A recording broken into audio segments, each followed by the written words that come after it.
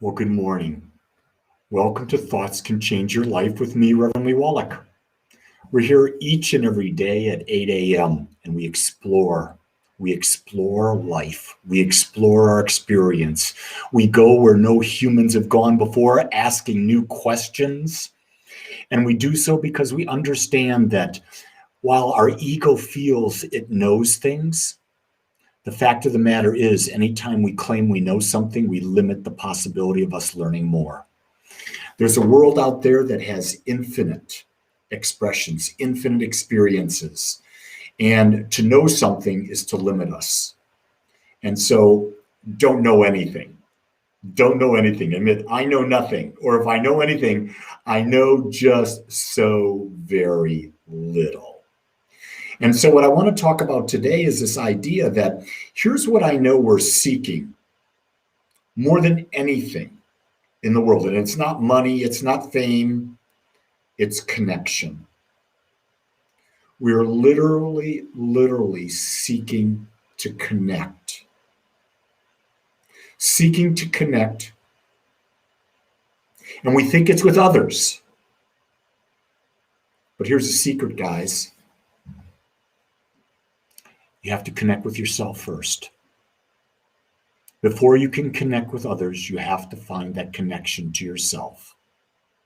That's really the key. And then after you find that connection with yourself, then you can have meaningful connections with other people. And I'm seeing that the deeper I go within myself, the more open and aware I am to be with others. So Theo, you're out there and you're in Holland. Welcome from Holland. In case you want to know, Theo, we do have an Agape Europe group. We meet at Wednesdays. We meet at 1:30 my time, Central Time. If you're interested, send me an email and I'll get you on the Zoom link if you want to participate. We just share, we connect. It's a wonderful small group of people from England, France, Spain, Ireland at this time. So if you're interested in joining, let me know. Connection, and see, that's connection too. Connection with everything. But you got to start with yourself. You got to start with yourself. I noticed that yesterday had an in-person service at Agape yesterday that I found was just heartwarming. Just, it lifted my soul. Theo, my email is rev.lee@agapespiritualcenter.com. rev.lee@agapespiritualcenter.com. Here's the thing. Before I started that service, when I got there yesterday, the ballroom was a disaster. The hotel had not done their job. But I was calm. I got the manager.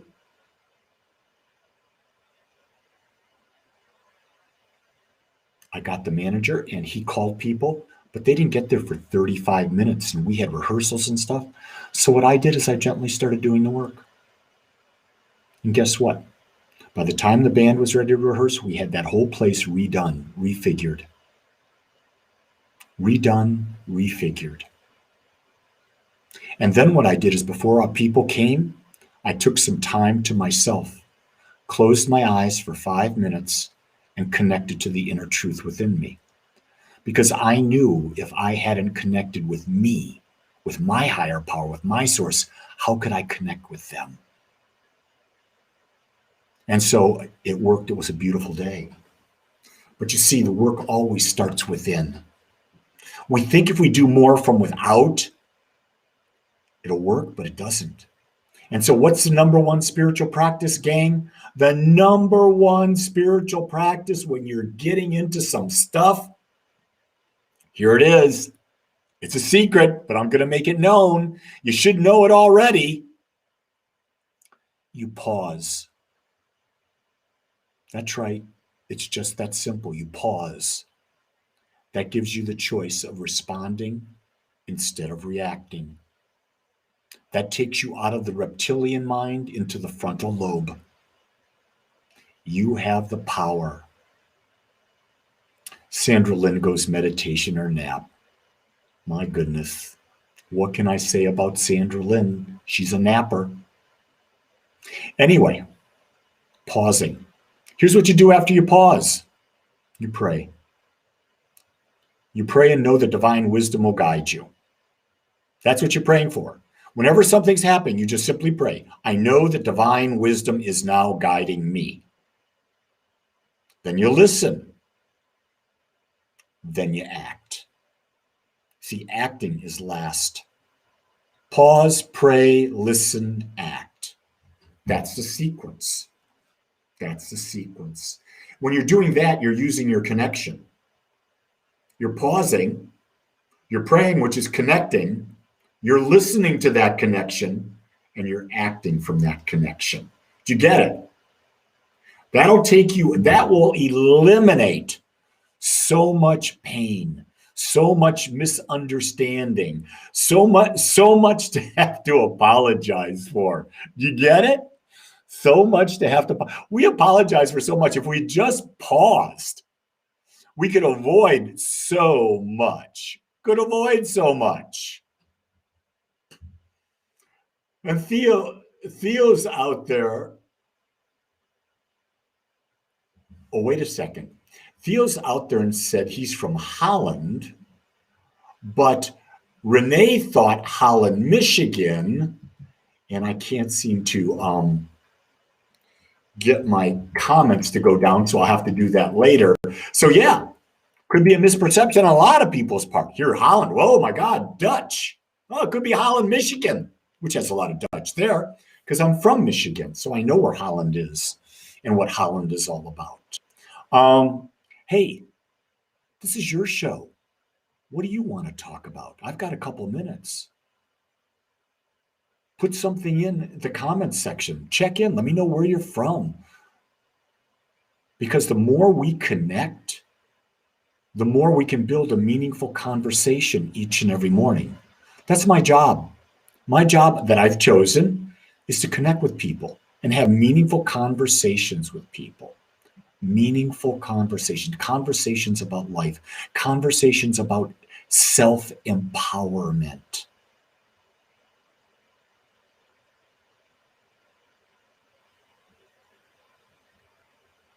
No, Theo says, haha, no, Renee, I'm a Dutchman from the Netherlands. So I was right. Not that I want to be right, but I was. For whatever reason, when he said Holland, I did not think Holland, Michigan. Anyway, what do you guys want to chat about? I want to tell you, being with people right now, being with people fuels me. Because I'm so full from doing all the inner work that I've done that I want to share.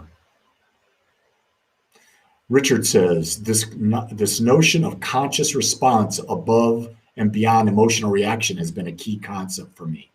Yeah. Everybody's reacting, aren't they? Everybody think they knows, and so they react from what they think they know, and they really don't know shit.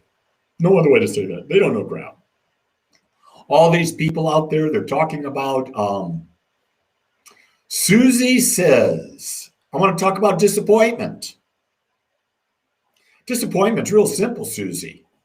Disappointment comes from setting an unrealistic expectation for yourself or buying into an unrealistic expectation that someone else has set for you, or buying into an unrealistic expectation that society has set for you.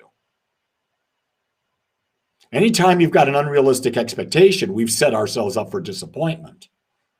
The key thing that I say about not being disappointed is to just do what is the next thing in front of me to do. Have I paused? Have I prayed? Have I listened? And then have I acted on that next step? And if I've taken the next step that I've been listening to, that told me to, my inner wisdom told me to take, how can I be disappointed? I've taken the next step. Then I pause, I pray, I listen, and I act on the next step.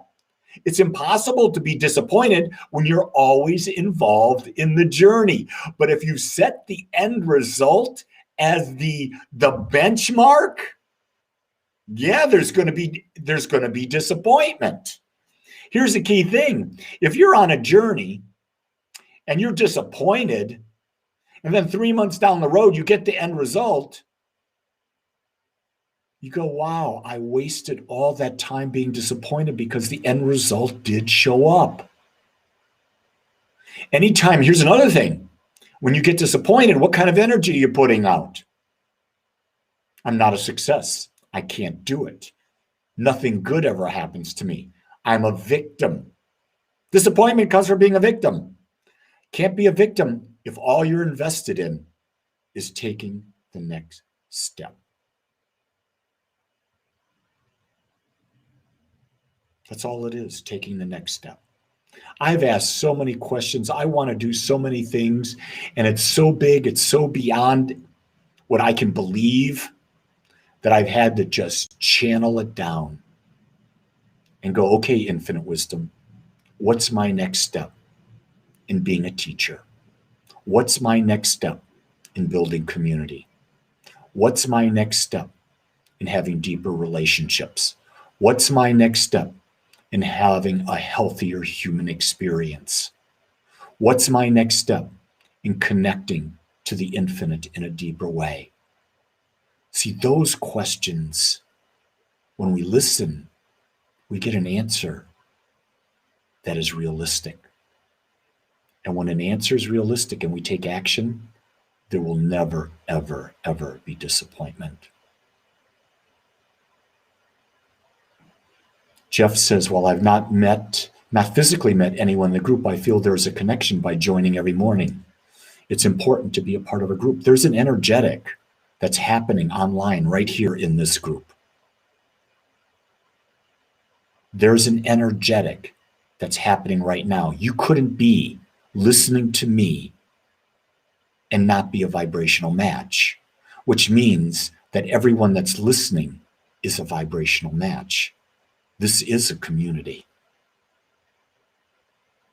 Rest assured, it's a community, just like my meditation community at 7 a.m. is. We're 23 people in the community this morning meditating.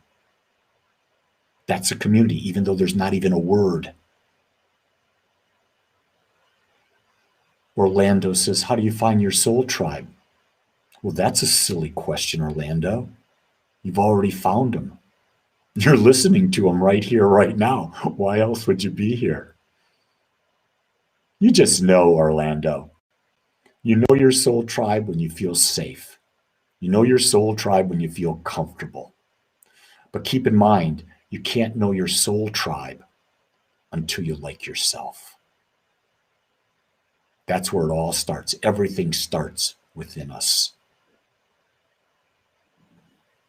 Everybody, great day today. Great time talking with you. I talked a little longer than I normally like to on a morning, but that's okay.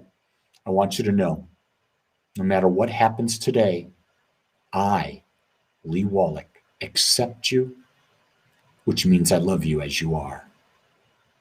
So go create a great day. And you know what?